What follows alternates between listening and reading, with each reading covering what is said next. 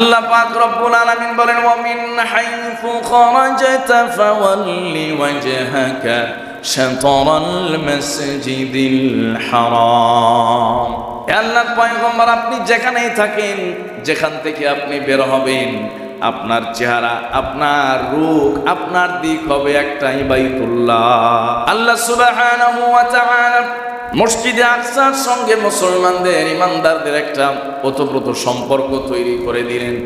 এরপরে আবার মসজিদে আকসার দিকে মুখ ফিরিয়ে আরেকটা বড় কারণ হতে পারে, ওই সময় ইসলাম ছিল দুর্বল, ওই সময় ইসলাম ছিল নগণ্য, মাত্র কিছু সংখ্যক মানুষ ইসলাম কবুল করেছে।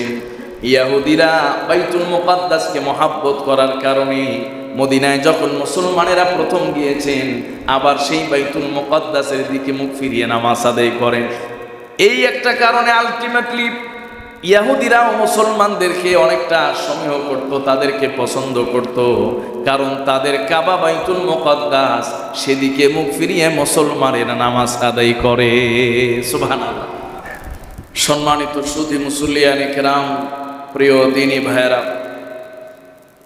আমাদের এই জুমার আলোচনায় যেহেতু আমরা একটি ধারাবাহিকতা রক্ষা করছি, নবী করিম সাল্লাল্লাহু আলাইহি ওয়াসাল্লামের হিজরত পরবর্তী 10 বছরের পূর্ণ জীবনী, প্রথম হিজরি সনের আলোচনার পর দ্বিতীয় হিজরি সনের আলোচনা, উল্লেখযোগ্য ঘটনাগুলোর মধ্যে বদরের ঐতিহাসিক যে যুদ্ধ, সেই যুদ্ধের কথা আমরা ইতিমধ্যে আলোচনা শেষ করে ফেলেছি। দ্বিতীয় হিজরি সনে অনেকগুলো গুরুত্বপূর্ণ ঘটনা প্রবাহ ইসলামের ইতিহাসে আজও সাক্ষী হয়ে আছে। সেই বদরের যুদ্ধের পাশাপাশি দ্বিতীয় হিজরি সনে আরেকটি ইসলামের ইতিহাসের গুরুত্বপূর্ণ ঘটনা হলো তাহওয়িলুল কিবলা, কিবলা পরিবর্তন। কিবলা পরিবর্তনের যে ইতিহাস, যে ঘটনা, সেই ঘটনাটিও নবী করিম সাল্লাল্লাহু আলাইহি ওয়াসাল্লামের মদিনায় হিজরত করে চলে যাওয়ার 1 বছর পরে দ্বিতীয় হিজরি সনে সংঘটিত হয়েছিল। আপনারা জেনে থাকবেন, নামাজ ফরজ হয়েছিল নবুয়তের 10ম বছরে, যেই বছরে নবীজি সাল্লাল্লাহু আলাইহি ওয়াসাল্লামের আপন চাচা খাজা আবু তালিব ইন্তেকাল করেছিলেন, যেই বছরে নবীজির সহধর্মিনী, বড় সহধর্মিনী হযরতে খাদিজাতুল কুবরা রাদিয়াল্লাহু তাআলা আনহা ইন্তেকাল করেছিলেন, যেই বছরে নবীজি তায়েফের ময়দানে কালিমার দাওয়াত দিতে গিয়ে কাফেরদের দ্বারা নির্যাতিত হয়েছিলেন। এই 3টি ঘটনা একই বছরে সংঘটিত হওয়ার কারণে নবী করিম সাল্লাল্লাহু আলাইহি ওয়াসাল্লাম মানসিকভাবে বিপর্যস্ত হয়ে পড়েছিলেন। আল্লাহ সুবহানাহু ওয়া তাআলা চাইলেন যে এই পরপর 3টি ঘটনা আমার রাসূলকে মর্মাহত করে দিয়েছে, ব্যথিত করে দিয়েছে, তিনি শোকাতুর হয়ে গিয়েছেন।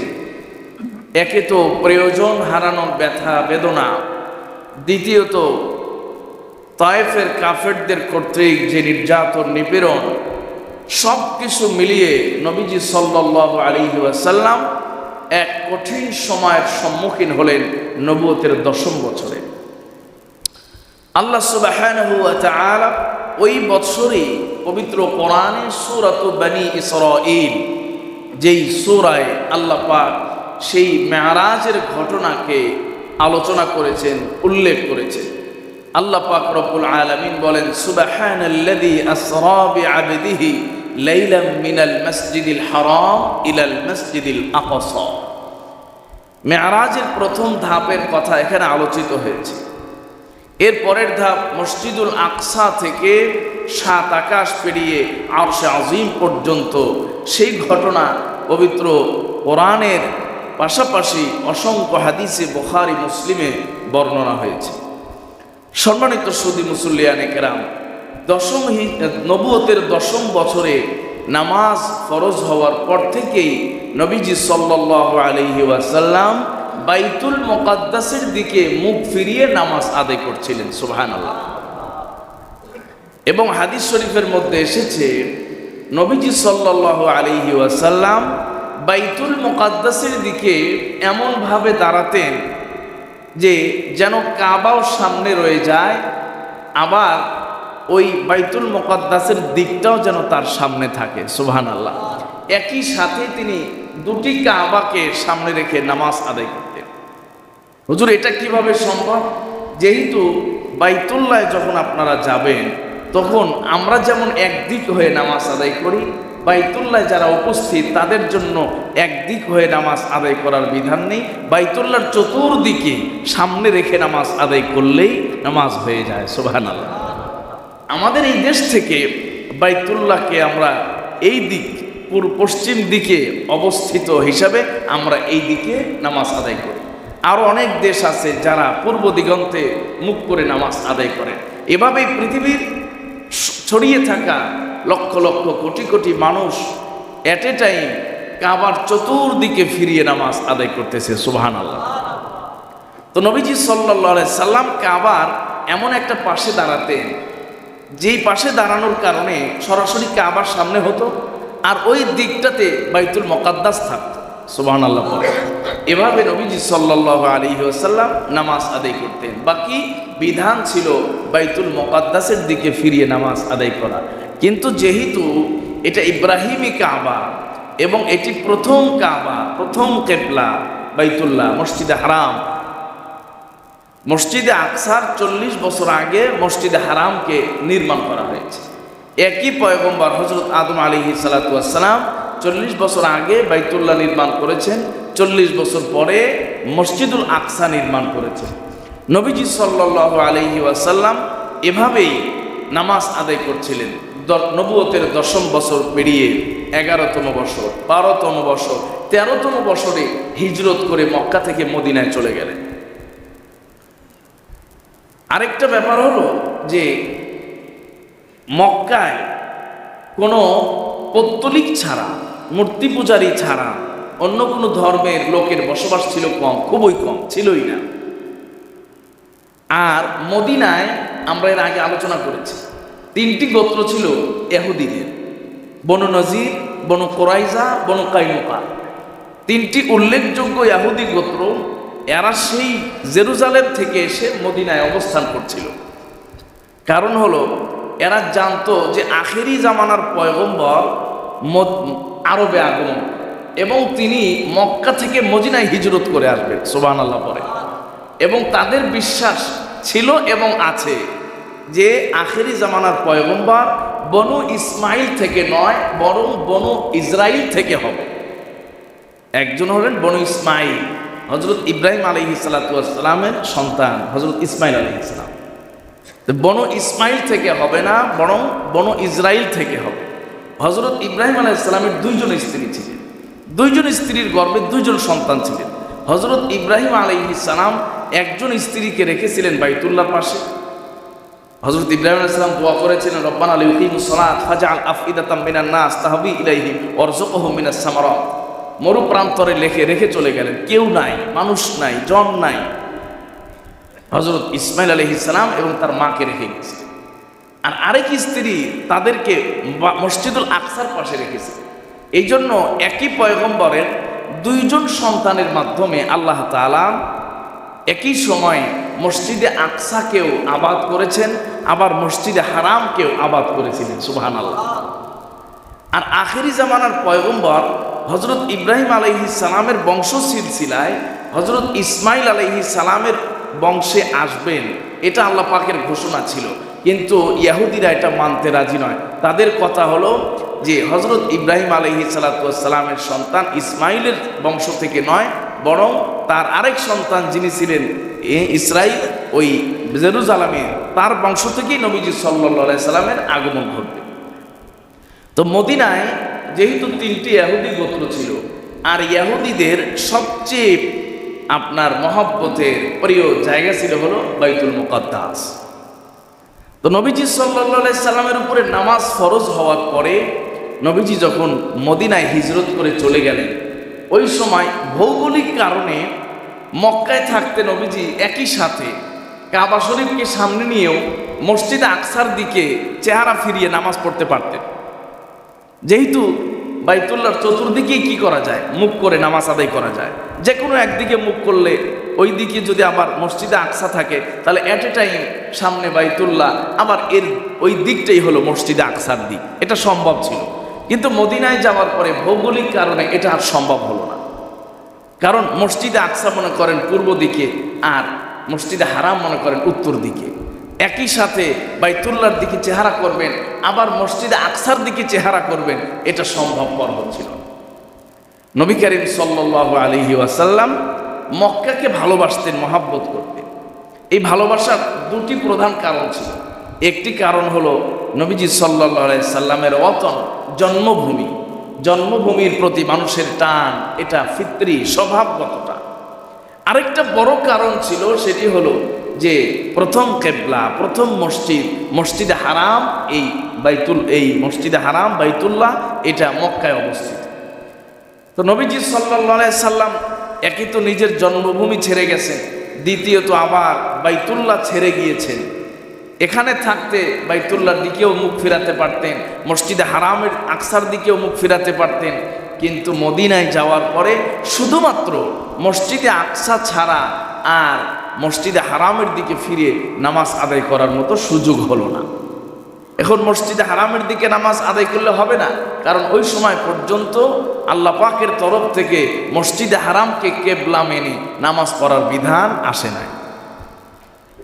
নবী করিম সাল্লাল্লাহু আলাইহি সাল্লাম মনের দিক থেকে কষ্ট যে আমি সবচেয়ে পুরাতন প্রথম কাবা সেটাকে ছেড়ে এসে এখানে মসজিদে আকসার দিকে মুখ করে নামাজ আদায় করা লাগতেছে। আরেকটা ব্যাপার ছিল, এখানে আল্লাহ পাক রব্বুল আলামিন সবকিছু তো ভালো জানেওয়ালা। যেহেতু মদিনায় কিছু ইহুদি ছিল, তিনটা বড় বড় গোত্র ছিল ইহুদিদের বসবাস। ইহুদিদের ফিতরিভাবে ন্যাচারালি তাদের একটা আকর্ষণ ছিল মসজিদে আকসার প্রতি। আল্লাহ পাক রব্বুল আলামিন এই দিন, এই ইসলাম, যে ওই দিন ওই ইসলাম পূর্ববর্তী নবীগণ হযরত ইব্রাহিম আলাইহিস সালাতু ওয়াস সালামেরই দিন, বা তিনি যেই দিন এনেছিলেন, তাকে যে আল্লাহ দিন দিয়েছিলেন, এই দিনও যে আল্লাহ পাকই তাকে দিয়ে মুহাম্মদ সাল্লাল্লাহু আলাইহি সাল্লামকে দিয়েছেন, এবং নবীজি সাল্লাল্লাহু আলাইহি ওয়াসাল্লামের আনিত দিন, আনিত ধর্ম, ইব্রাহিম আলাইহিস সালামের আনিত দিন, আনিত ধর্ম, একই দিন একই ধর্ম, এটাও প্রমাণ করা একটা উদ্দেশ্য ছিল। ওই সময় যদি মসজিদে আকসার দিকে কেবলা করার উদ্দেশ্য ছিল যে মসজিদে আকসার দিকে হয়ে নামাজ পড়লে, কেবলা করলে, তার দিকে ফিরিয়ে মুখ ফিরিয়ে নামাজ পড়লে, তাহলে মদিনার ইহুদিরা এটা সহজেই বিশ্বাস করবে যে হ্যাঁ, তাহলে এই দিন আর আমাদের পূর্বসূরীরা যেই দিন পালন করেছেন একই দিন। সুবহানাল্লাহ পড়েন। এই ধর্ম আর আমাদের পূর্বসূরীরা যেই ধর্ম পালন করেছেন একই ধর্ম। তো সহজেই ইহুদিরা এই দ্বীনের প্রতি, ইসলামের প্রতি দুর্বল হবে, ঝুঁকে পড়বে, এবং তারা ইসলামের প্রতি আকর্ষিত হবে, তারা ইসলাম কবুল করবে। এটাও একটা বড় হিকমত ছিল, কারণ ছিল। তো নবীজি সাল্লাল্লাহু আলাইহি সাল্লাম মদিনায় যাওয়ার পরে বাইতুল মুকাদ্দাসের দিকে মুখ ফিরিয়েই নামাজ আদায় করতেন।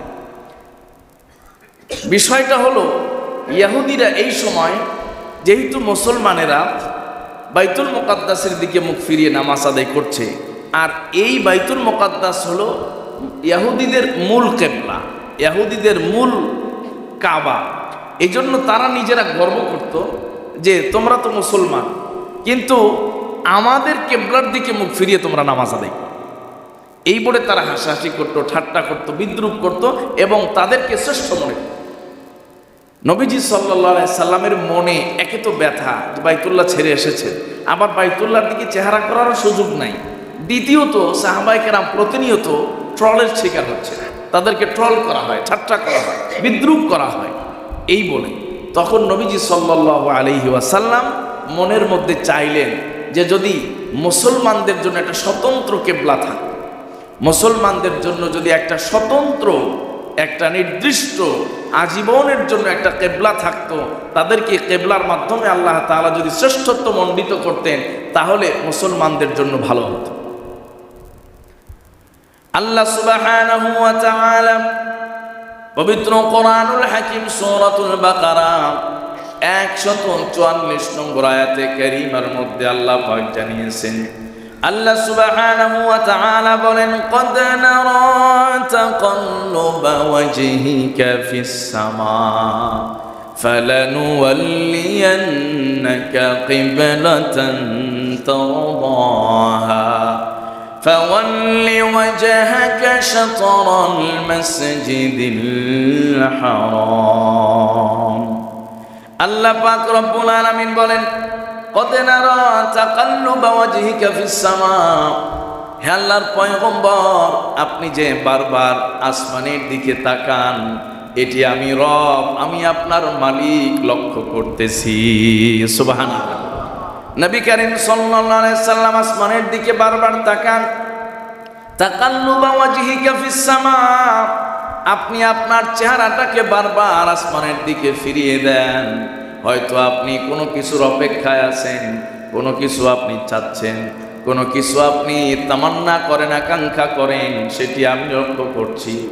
নবী করিম সাল্লাল্লাহু আলাইহি সাল্লাম মদিনায় হিজরত করে যাওয়ার পর 1 বছর পার হয়ে গেল, 1.5 বছর পার হয়ে গেল, 17 মাস পর্যন্ত নবীজি বাইতুল মুকাদ্দাসের প্রতি, বাইতুল মুকাদ্দাসের দিকে মুখ ফিরিয়ে চেহারা করে নামাজ আদায় করলেন। বারবার যখন তিনি আসমানের দিকে তাকানো আরম্ভ করেছেন, বারবার যখন তিনি আসমানের দিকে চেহারা দেওয়া আরম্ভ করেছেন, আল্লাহ পাক রব্বুল আলামিন সেই দ্বিতীয় হিজরি সনে নবুয়তের হিজরতের 17 মাস পরে নবীজি সাল্লাল্লাহু আলাইহি ওয়াসাল্লামের উপরে কোরআনুল কারীমে আয়াত নাজিল করলেন। সর্বপ্রথম আয়াতটি এসেছিল সর্বপ্রথম মসজিদে কুবায় ফজরের সময়। সেই ঘোষণা হলো, এলান হয়ে গেল যে নবীজি সাল্লাল্লাহু আলাইহি সাল্লামের উপরে তাহওয়িলুল কিবলা, কিবলা পরিবর্তনের যে বিধান, সেই বিধানটি এসেছে। মুসলমানেরাও চাচ্ছিল নিজেদের জন্য একটা স্বতন্ত্র কিবলা, যেন অন্যদের ঠাট্টা উপহাসের শিকার না হয়। আর এই কিবলাকে এক হিসাবে মেনে স্বতন্ত্র কিবলাকে সামনে রেখেই কিয়ামত পর্যন্ত সমস্ত মুসলমানেরা মাঝে মাঝে বিক্ষিপ্ত হলেও একটা সময় একত্রিত হয়ে যাবে, ঠিক কিনা? এখনো যদিও আমাদের অনেক বিক্ষিপ্ততা, মতবিরোধ, ইখতিলাফ, নিজেদের মধ্যে দল মত নিয়ে বিভিন্ন ধরনের ঝই ঝামেলা আমাদের মধ্যে আছে, কিন্তু এই কাবাকে কেন্দ্র করেই এক সময় কিয়ামতের আগে সমস্ত মুসলমানেরা ঐক্যবদ্ধ হয়ে যাবে। সুবহানাল্লাহ। হযরত আদম আলাইহিস সালাতু ওয়াস সালাম একই সাথে যেহেতু একজন নবী দুটি কাবা নির্মাণ করেছিলেন, হযরত ইব্রাহিম আলাইহিস সালাতু ওয়াস সালাম একাই 2 কাবাকে আবাদ করেছিলেন। এবং সর্বশেষ নবীজি সাল্লাল্লাহু আলাইহি ওয়াসাল্লামের মাধ্যমে তিনি যেহেতু হযরত ইব্রাহিম আলাইহিস সালামের সবচেয়ে যোগ্য উত্তরসূরি ছিলেন, এই জন্য তার মাধ্যমেও আল্লাহ তাআলা 2 কাবাকে আবাদ করেছেন। 2 কাবার প্রতি যে মুসলমানদের মহাব্বত, আন্তরিকতা, এটি তৈরি করে দিয়েছে। এই যে 17 মাস পর্যন্ত প্রশ্ন হতে পারে, 17 মাস পর্যন্ত মসজিদে আকসার দিকে নামাজ পড়ার প্রয়োজন হলো কেন? আগেও তো কাবা মওজুদ ছিল, বিদ্যমান ছিল। এখানে একটা হিকমত বলা যায়, ওলামায়ে কেরাম বলেন যে মুসলমানদের সাথে বাইতুল মুকাদ্দাসের একটা কি তৈরি করা, কানেকশন তৈরি করা, মহাব্বত তৈরি করা, যেন মুসলমানেরা বাইতুল মুকাদ্দাসকে ভুলে না যায়। কারণ সামনে এই বাইতুল মুকাদ্দাসকে কাফেররা দখল করবে, মূর্তি দিয়ে আচ্ছন্ন করে ফেলবে। আর এই মুসলমানদের এই 17 মাসের মহাব্বতের কারণে এই মুসলমানেরাই বাইতুল মুকাদ্দাসকে পুনরায় আবার আজাদ করবে। সুবহানাল্লাহ। যদি এই 17 মাস মুসলমানেরা বাইতুল মুকাদ্দাসের দিকে মুখ ফিরিয়ে নামাজ আদায় না করত, তাহলে মুসলমানদের সাথে বাইতুল মুকাদ্দাসের এই মহব্বত তৈরি হতো না। আল্লাহ পাক রব্বুল আলামিন মুসলমানদের অন্তরের মধ্যে বাইতুল মুকাদ্দাসের প্রতি এক ভালোবাসা, মহব্বত তৈরি করার জন্য, বাইতুল মুকাদ্দাসের যেই ফজিলত, শ্রেষ্ঠত্ব তাদের অন্তরে ঢেলে দেওয়ার জন্য, অন্তরের মধ্যে প্রতীত করার জন্য, শুধুমাত্র এটা যে পৃথিবীর ইতিহাসের দ্বিতীয় মসজিদ সেটা নয়, বরং মুসলমানেরা 5 ওয়াক্ত নামাজ দিনে 5 বার আদায় করে। সেই নামাজটি স্বয়ং নবীজি সাল্লাল্লাহু আলাইহি ওয়াসাল্লাম মেরাজের রজনীতে বাইতুল মুকাদ্দাসে গিয়ে সমস্ত নবীদের সামনে নিজের ইমামতিতে আদায় করেছিলেন। সুবহানাল্লাহ। যে মুসলমানদের সবচেয়ে গুরুত্বপূর্ণ ইবাদত, যে ইবাদতটা তারা 5 বার করে দিন, সেই ইবাদতটি বাইতুল মুকাদ্দাসে নবীজি আদায় করেন নাই, বরং নবীজির ইমামতিতে আদায় হয়েছে। সুবহানাল্লাহ। নবীজির মেরাজের সূচনার প্রথম ধাপ বাইতুল মুকাদ্দাস। এই যে অনেকগুলো কারণ এখানে একত্রিত হয়ে গেছে, জমা হয়ে গেছে, এই কারণে বাইতুল মুকাদ্দাসের প্রতি মুসলমানদের মহাব্বত, ভালোবাসা কম না বেশি? সেই কোথায় ফিলিস্তিন, কোথায় জেরুজালেম, কোথায় মসজিদে আকসা, এরপরেও পুরা পৃথিবীর মুসলমানেরা মসজিদে আকসার জন্য জীবন দিতে প্রস্তুত। কথা বলেন ঠিক কিনা? এই যে এক দুর্বিনীত মহাব্বত, ভালোবাসা আর টান, আকর্ষণ, এটি এই 17 মাসের আকর্ষণ। যদি মা 8 মাসে, 9 মাসে, 10 মাসে সন্তান জন্ম দিয়ে ওই সন্তানের জন্য জীবন দিতে পারে, তাহলে ইমানদারেরা 17 মাস যেই মসজিদের দিকে মুখ ফিরিয়ে নামাজ আদায় করেছে, এই ইমানদাররাও ওই মসজিদের জন্য জীবন দিতে পারে। কথা বলেন ঠিক কিনা?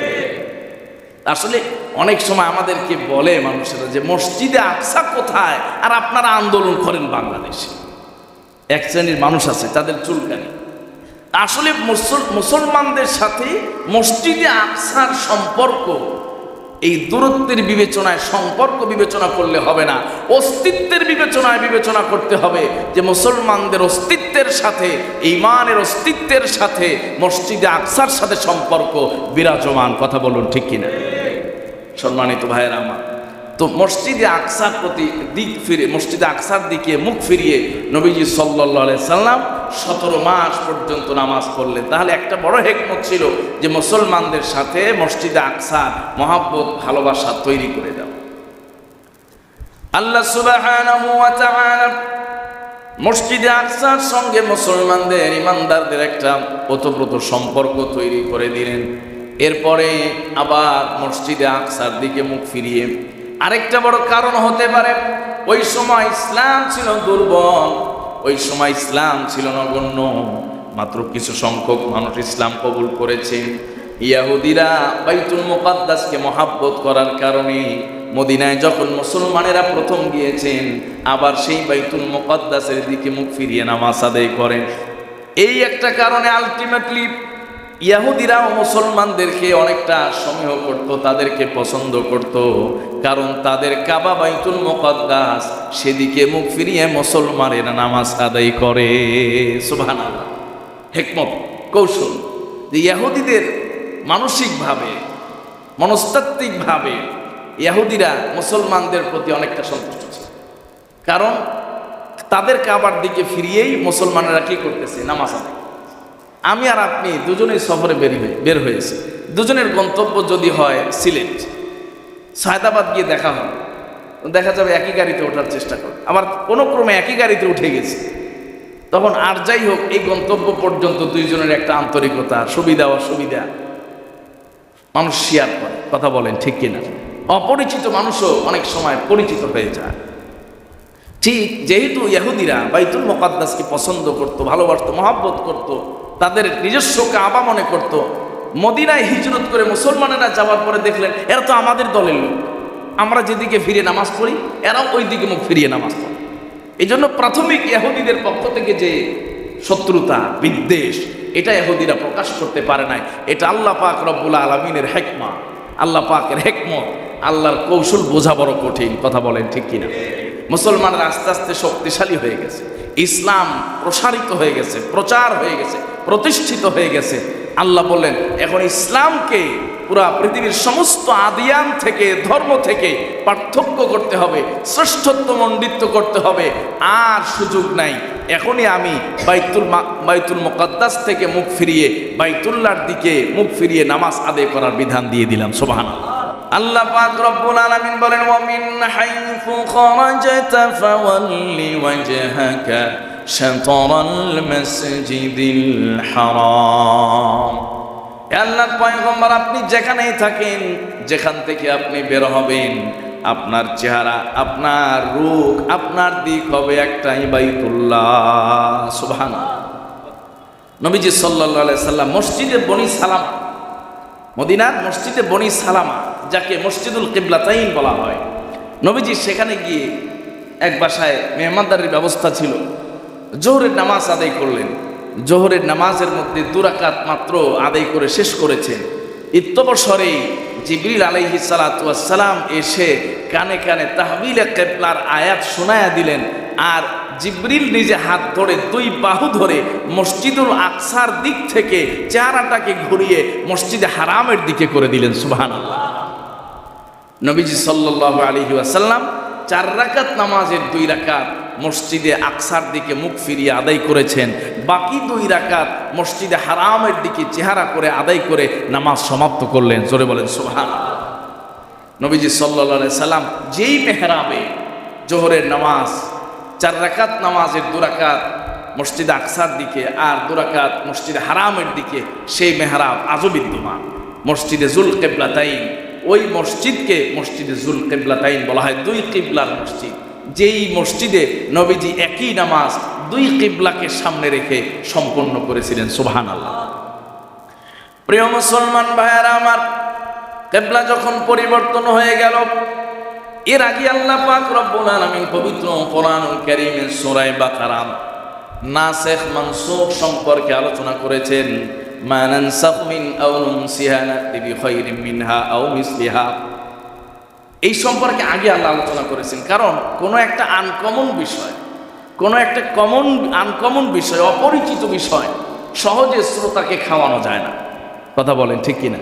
আমরা তো কথা বলি, বয়ান বক্তৃতা করি, কোনো একটা কঠিন বিষয়, অপরিচিত বিষয় হঠাৎ শ্রোতার সামনে উপস্থাপন করলে শ্রোতাকে সহজে খাওয়ানো যায় না, সহজে তার মাথায় এটাকে ঢুকানো যায় না। তো আল্লাহ পাক রব্বুল আলামিন কোরআনে ইতিপূর্বেই নাসখ সম্পর্কে আলোচনা করেছে। নাসখ মানে হলো আপনার দূরীভূত করা, এক বিধানকে বাদ দিয়ে আরেক বিধান দিয়ে দেওয়া। এটা ইসলামের প্রথম যুগে ছিল।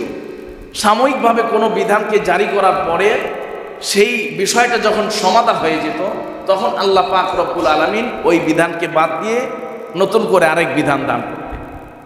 তো এই তাহবিলুল কিবলা এটাও সেই নসখের অন্তর্ভুক্ত। আগে কেবলা কিন্তু ফরজ, তাহলে একটা ফরজ বাদ দিয়ে, মানে একদিকের ফরজ বাদ দিয়ে আরেক দিকের ফরজ আদায় করা লাগতেছে।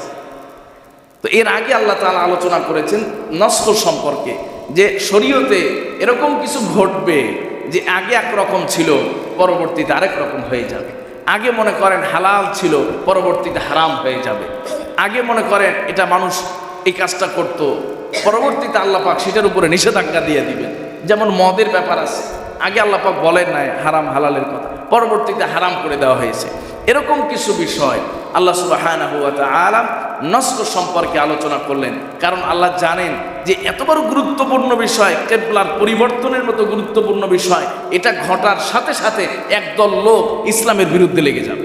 কথা বলেন ঠিক কিনা? বলে যে মিয়া তোমরা কি ধর্ম পালন করো, এ কিবলাই ঠিক নেই। শোনেন, সবার আগে কিবলা, সব দলের একটা কিবলা আছে, সব ধর্মের কিবলা আছে, সব চেতনার একটা বাতিঘর আছে। এই চেতনার সেই বাতিঘর যদি ঠিক না থাকে, আতুর ঘর যদি ঠিক না থাকে, তাহলে সেই চেতনা আপনার টিকে থাকতে পারে না। কথা বলেন ঠিক কিনা?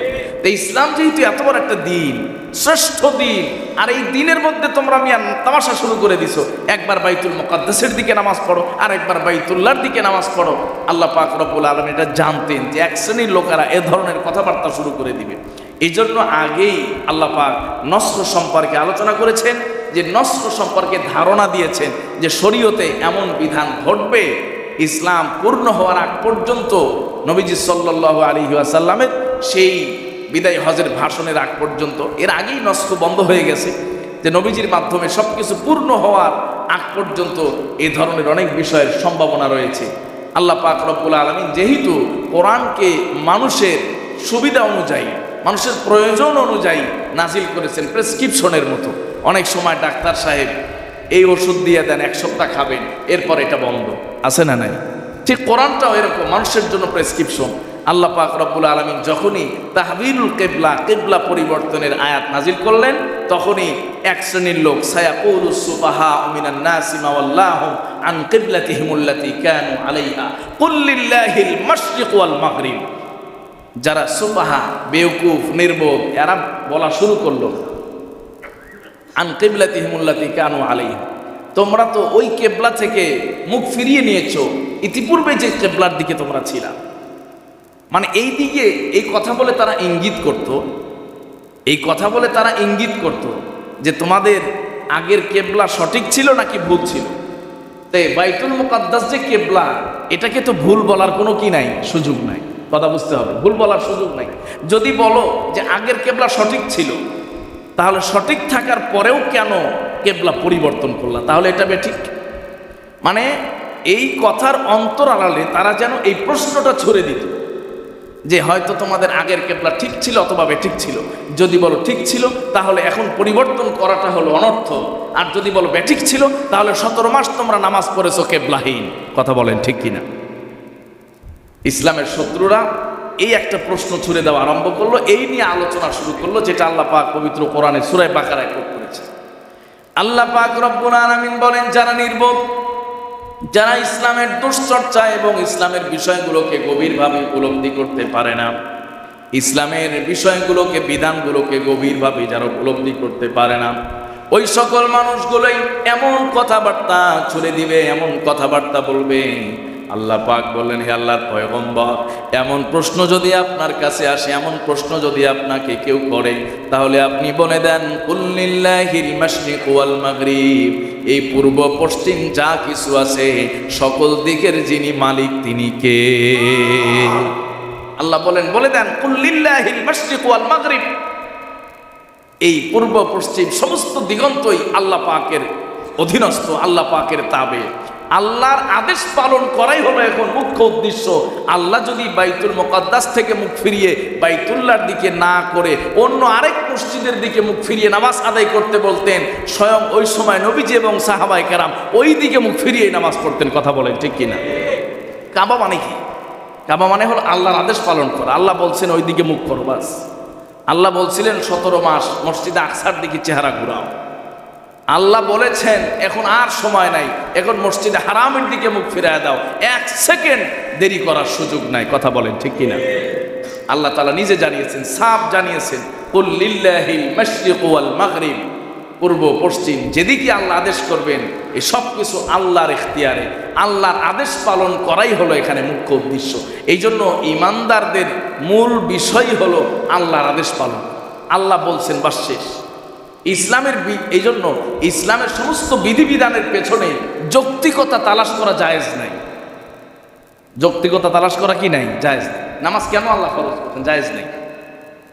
রোজা কেন ফরজ করছেন? যদিও আমরা এখন যৌক্তিকতা বের করি, অনেক উপকার আছে, শারীরিক উপকার আছে, নামাজে ব্যায়াম হচ্ছে, রোজায় অনেক উপকার হচ্ছে, শারীরিক সুস্থতার জন্য বিভিন্ন উপকার হচ্ছে। হজ কেন ফরজ করছেন? যাকাত কেন দিচ্ছেন? যৌক্তিকতা আমরা অনেক বের করার চেষ্টা করি, কিন্তু যৌক্তিকতা তালাশ করা, অনুসন্ধান করা জায়েজ নেই। কারণ আল্লাহ হলেন আমাদের মনিব, তার গোলামকে যা আদেশ করবেন সেটাই বাস্তবায়ন করতে হবে। এর পেছনে যৌক্তিকতা তালাশ করার অধিকার কোনো গোলামের নাই। কথা বলেন ঠিক কিনা? এই জন্য আমাদের কাছে অনেক সময় এই ইসলামের যৌক্তিকতার আলোকে ইসলামকে পেশ করে। কোরআনের চেয়ে বড় কথা, বড় যুক্তি আর আছে? সবচেয়ে বড় যুক্তি হলো আমার আল্লাহর আদেশ, বাস, শেষ। আমার আল্লাহর আদেশ, আল্লাহ পাক রব্বুল আলামিন আদেশ করেছেন, সেই কারণে আমরা এই কাজটি করছি, এই আমলটি করছি। সম্মানিত ভাইরা, নবী করিম সাল্লাল্লাহু আলাইহি ওয়াসাল্লামকে আল্লাহ পাক রব্বুল আলামিন জানালেন যে এই ধরনের প্রশ্ন আসলে তাহলে আপনি স্পষ্ট জানিয়ে দিবেন, কুল লিল্লাহিল মাশরিক ওয়াল মাগরিব ফাআইনামা তুওয়াল্লু ফাসাম্মা ওয়াজহুল্লাহ, যেদিকেই চেহারা ঘোরাবে সেদিকেই যিনি আছেন তিনি কে? আল্লাহ।